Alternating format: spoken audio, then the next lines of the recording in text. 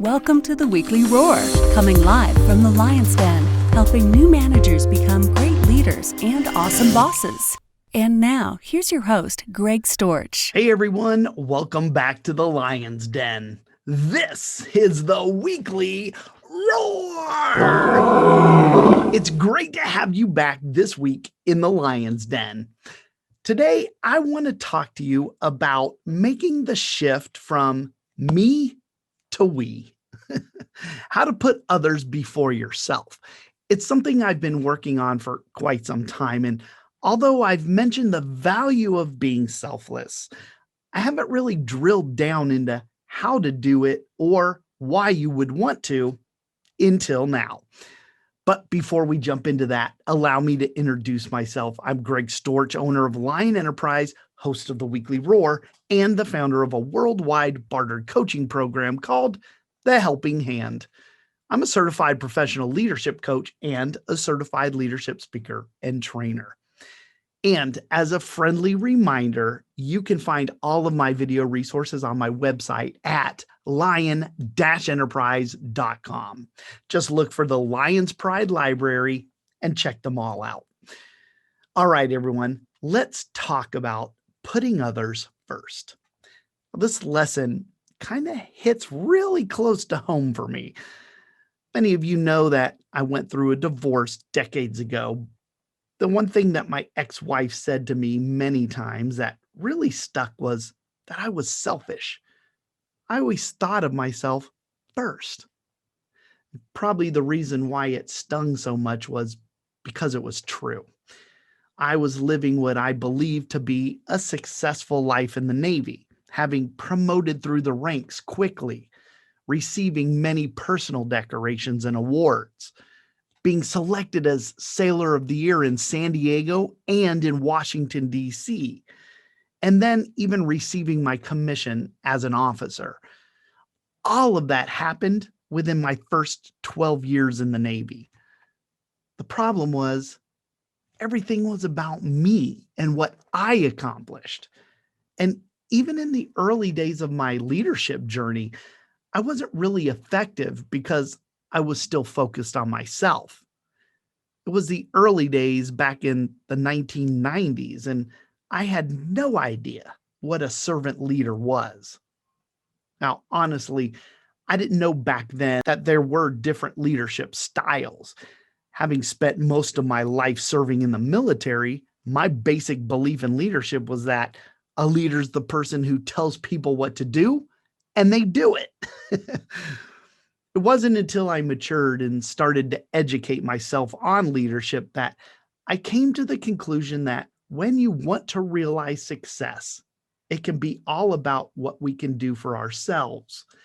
But if you actually want to be significant, we have to understand that it's all about what we can do for others. I thought today's Weekly Roar would be timely, given that in times of crisis, we tend to increase our self-centered acts. But it isn't just times of crisis that makes us behave in selfish ways. To some extent, it's a natural tendency to be self-oriented. After all, what else do we really know? We're the center of our own worlds, and we all have this little buddy called our ego. I think self-interest is the most fundamental human motivation. You all have undoubtedly heard of our flight or fight response, and that all goes back to our need for self-preservation. But I don't believe that acting out of self-interest is necessarily the only thing on our minds. I also believe that our behavior can be motivated by altruism and moral considerations as well. It's probably a good idea here to point out that the scale between selfishness and selflessness is a sliding scale. Most people don't tend to be all of one or all of the other, but I'm sure on rare occasion we can find those who are. All that to say that today's lesson is not about forgetting all about yourself and always putting others before yourself. We can't do that. We have to be mindful of the need for self-care and self-love. But self-centeredness can be found at the root of virtually every problem, whether that's personally or even globally. And whether we want to admit it or not, it's a problem that we all have in common. Well, if you're ready to begin to make the shift to think of others first, let me warn you that it isn't an easy journey to make. But if you want to lead a life of significance, it's a necessary one. Whether you're just starting out on your journey or you're getting a little older like me, the good news is that it's never too late to start making this shift. Once we change our thinking from what am I going to get to what am I going to give, our entire lives begin to change for the better. Now, some of you may already be further along this journey than others, and that's okay. It doesn't really matter where you're starting from. I want to share some ways to help you move along that sliding scale towards a life where we can put others first. You've heard me say that we don't get anywhere in life without the help of others, right? Well, one of the first things that we can do to help us think of others first is to appreciate those people. Who in your life brings out the best in you? Literally, sit down and start making a list of those people who add value to your life and make a note about how they add value to you. Making that list will help remind us that we didn't get to where we are right now by ourselves. There is no such thing as a self-made man. We need others, and we should also value others. So, who is it that you're grateful for? Take some time to compile a list of them. Having that list makes it hard to forget all of the people who helped you get where you are right now. Another action we can take to help us think of others first is to get more curious. We all have a story of our own to tell. Everyone we meet has a story. Remember that and take time to slow down and get curious about their story. Don't be in a rush to tell everyone about your own. So, that gratitude list you make of the people who have added value to you, take that and ask yourself if you know their stories. Where did they come from and what struggles did they face in life that helped define them? What are their hopes and dreams? Fred Rogers from Mr. Rogers' Neighborhood said that there isn't anyone you couldn't learn to love once you've heard their story. It's hard to stay self-centered when we focus on others, and hearing people's stories is a great way to help you shift your focus away from yourself.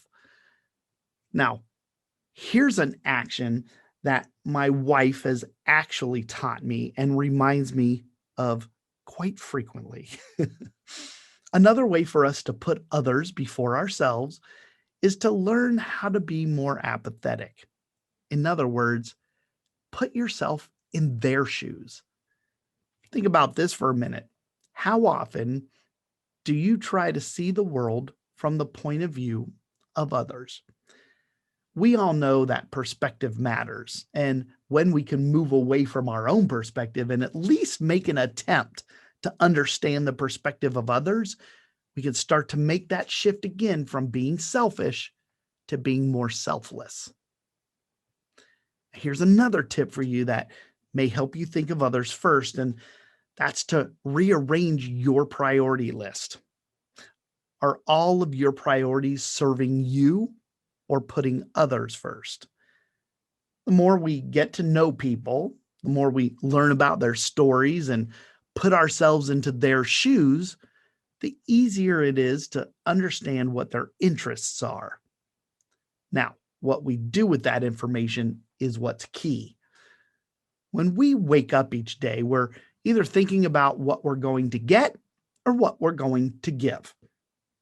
Are we waiting around for others to do something for us, or are we busy looking to do something for others? When we get outside of ourselves and want to make a difference, we look for ways to put others first. Well, we could do that when we place their interests at the top of our priority list instead of vice versa. When I ran cross country in high school, I have to admit that I was pretty damn fast. I was the second fastest runner in Volusia County. Race after race, I always placed in the top 5 runners. But I quickly realized that it didn't really matter how well I did individually. If my teammates didn't run well, the team would not place well despite my efforts. Now, once I understood that, I started to go back along the course after I was finished and I would cheer on my teammates, or I'd run with the guy who was struggling a little bit in order to help them through it. When we make winning a group activity and not an individual sport, it's another way that we can think of others first. While it felt great to win races on my own, placing better overall with my team was even better. It was more fun and it was more significant. When we develop the ability to sacrifice our own wins for the goals of the team, that helps us become selfless. Okay, so those were 5 little tips that I shared to continue to help me shifting from staying focused on myself to being able to put others first. Now, as I wrap up this one, I want to add just one word of caution about this whole thing. When we work at making the shift from selfless to selfless, beware of falling into the trap of trying to change others. Helping people doesn't mean changing them. People don't change because we want them to. They change because they want to, and it only happens when they're ready to do it. If we truly want to help others, then we have to help ourselves first. You know the saying, be the change you want to see in the world. If we want to be the agents of change, we have to experience positive change ourselves. It all begins with us. We can't give what we don't have, so we can't expect to be able to affect change in others until we have made changes in ourselves first. That is how we start making the shift from being selfish to being selfless. All right, that does it for me today. I want to thank you all for supporting me and joining me today in the Lion's Den. If you want to keep running to the roar, then join me again next week. All you have to do is just come on back to the Lion's Den next Wednesday, 11 a.m. Eastern Time. Thanks again for supporting me and watching the weekly roar. I appreciate you. Until we meet again next Wednesday, remember, be powerful, but stay poised, just like a lion. Bye, everybody. Thanks for watching the Weekly Roar live event at lionenterprise.com. If you enjoyed this video, please tell others to join us each week here in the Lion's Den. Thanks again, and see you next week.